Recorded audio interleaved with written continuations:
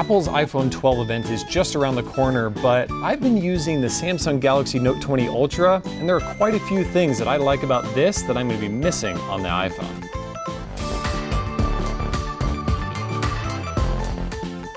I'm Andrew Martinick with Digital Trends, and these are the 5 things that I'm loving on the Galaxy Note 20 Ultra that I'll be missing on the iPhone 12 Pro.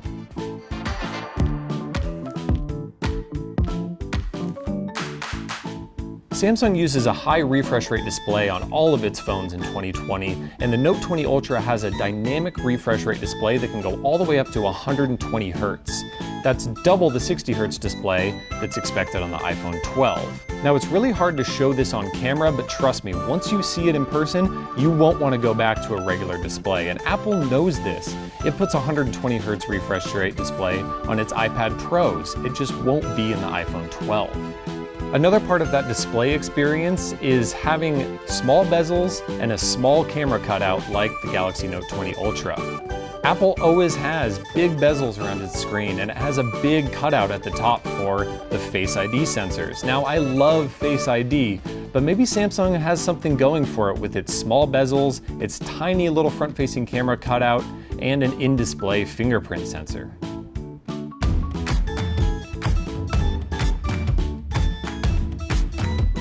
Apple has had a telephoto or zoom camera in the iPhone for a long time now, but it's not really telephoto. It's only 2x or maybe 3x, but the Note 20 Ultra has a 5x optical zoom that then reaches out with digital zoom on top of that for up to 50x zoom. It makes a considerable difference in the camera experience. You don't have to worry about reaching out maybe across the street. You can reach out across town with the Note 20 Ultra zoom camera.